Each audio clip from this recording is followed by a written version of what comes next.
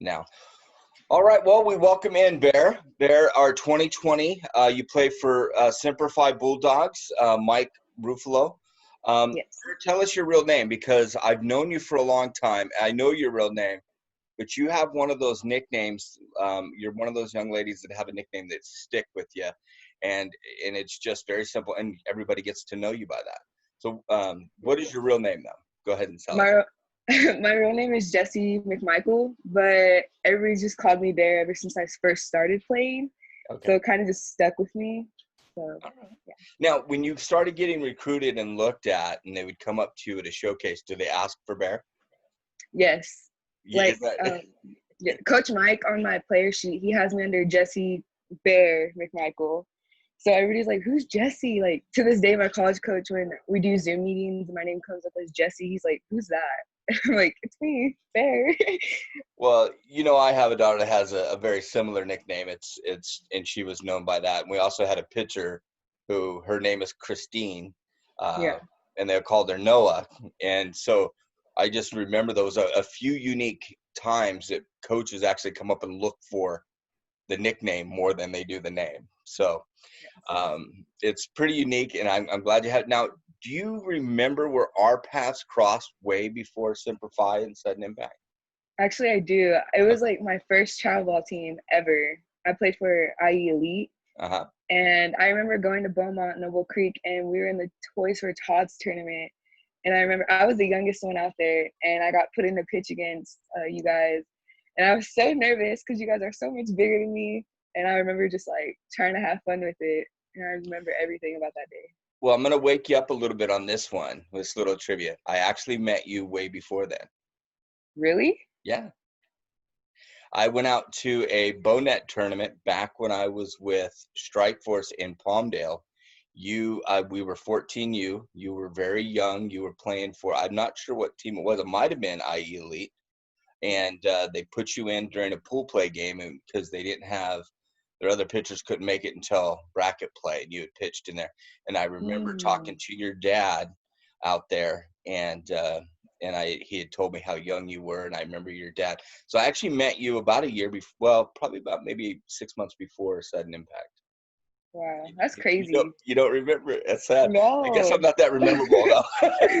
No, like I had no idea about that. I totally forgot about that tournament in general. Yeah. I think you were real new to it. To that team at that time, it was real. You were real. I'm not sure even what the name of the team was then. It could have been just you were a pickup player, I believe. So, but it was great to see you because you had talent back then, and you were young. I think at the time, my girls were 13 and 14 on the 14U team, and if I'm not mistaken, you were 12 or 11, and you were pitching up. So I think I first started when I was like 11, about to be 12. Mm-hmm. So yeah, it was scary being the youngest one out there, but it's okay. Well, we're taking some time here to talk a little bit about what's going on with everything around us. We have this COVID and the stay at home, and we obviously have some of that being opened up a little bit here and there, and we're progressing forward. Not as much in California, obviously, but how are you handling this stay at home? I'm not gonna lie, at the beginning it was really rough for me because I went from going to school every day, having practice and games, and coming home and doing homework. Like, that was my life. Like, I literally did nothing else. Mm-hmm. So during this whole quarantine, I kind of shut down a little bit, and I was kind of like, I reflected a lot over the last 4 years of like what I've done and where I'm going. And it just kind of scared me a little bit to think like, this is the new for us, and we just have to learn from it. But right now I'm actually doing pretty good. Like, just yesterday we had a practice with, of course we had to do mask and social distancing, but it was fun just to have like them there and to know that we're still okay. Right. Yeah. Have you been doing some Zoom meetings with your new college coach coming up and stuff like that? Yes, we do every Mondays at 6. So we all get on there and we just listen and we all talk, and it's really fun because they're all from out there. So like, my reception isn't the best, so they always call me, "Oh, the robot's talking," and so that's hilarious to me. So, with this going on, what high school were you going to, or do you go to? I went to San Gregorio High School in San Bernardino. Okay. Now, did you have your graduation part yet? No, our school is like postponing a lot, Okay. and they said April we were gonna have something, and they postponed it again. So now they're saying July that we're gonna have some type of thing. But Okay. at this point, they just keep canceling everything. So I'm sorry to hear that, and hopefully something comes through. With all the cancellations, though, it can't take away from what you've accomplished. You've had a great 4 years in school and high school, and getting ready to head off to college. And we'll talk a little bit about that in just a few minutes. Um, during your time at high school, did you play high school softball? yes, I made varsity softball all 4 years, and my Nice. junior and senior year, I was co-captain as a junior. So I Hmm. didn't really I was kind of like a shadow, just following. Yeah. And this year, I finally became like the head captain, and it was really fun because all of the younger girls, like we have a lot of girls that just start playing in high school. They've Right. never touched a ball. And so Coach Ditto, which is my high school coach, he would always give me the opportunity to go down and help JV, like, oh, like, throw a ball, throw it, don't, like, rainbow it, try to get it there hard. Right. But so it was really fun this year. Now, you didn't get a chance to have your senior day with this whole thing being canceled. So this is what this is about. We're kind of having your senior day here today.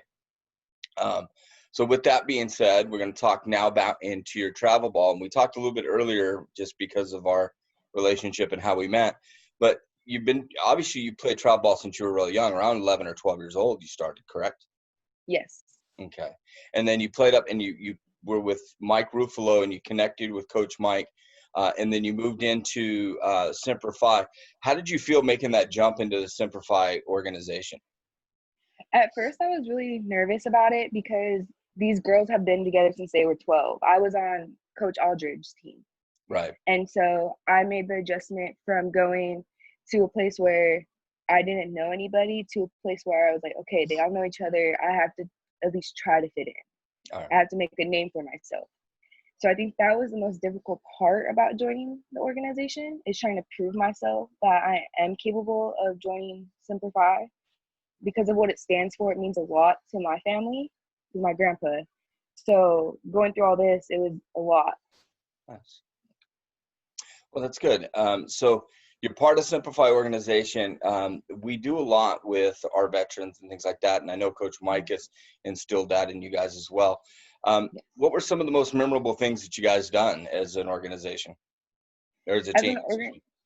um, as a team, I feel like when we all come together and have when we make those stockings Hmm. for the veterans over Christmas, and I remember we went to like the bowling alley and we all just had like a secret Santa, but we also made sure to remember like we're here to support veterans. So we made a bunch of like stockings and we put a bunch of stuff in it that we thought they would like. And according to Coach Mike, they did. So that was really good. But as an organization, I feel when we have those big organization practices, those really like make you realize like these are your sisters, like in a way. Hmm. Like you're always gonna have them no matter what happens. I think what I like in our organizational workouts and what I've noticed, and maybe you can feedback on this as well, is that when you're out there practicing, it's not Coach Ruffalo's team or Coach Okay. Campos's team or Coach Howard or Coach Lucero.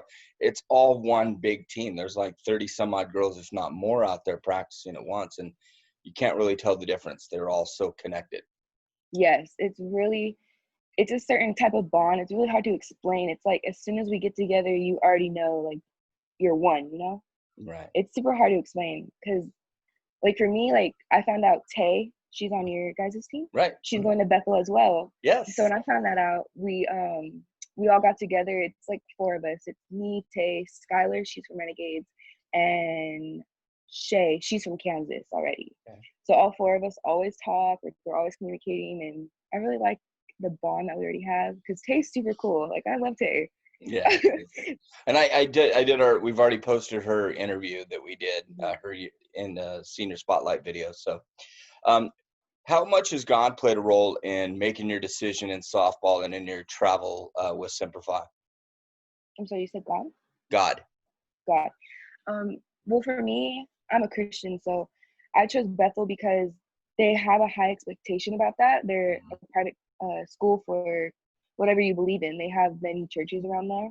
Okay. And to me, I chose that school not only for softball and education, but it was a step closer to what I believe in, Right. because they're just showing me a different way of life. Like, it's just because where I come from, San Bernardino, you know, like, it's not the best neighborhood, Mm-hmm. but if you just believe in yourself and believe in your faith and what you can do, it's all it, you can reach for the skies for it.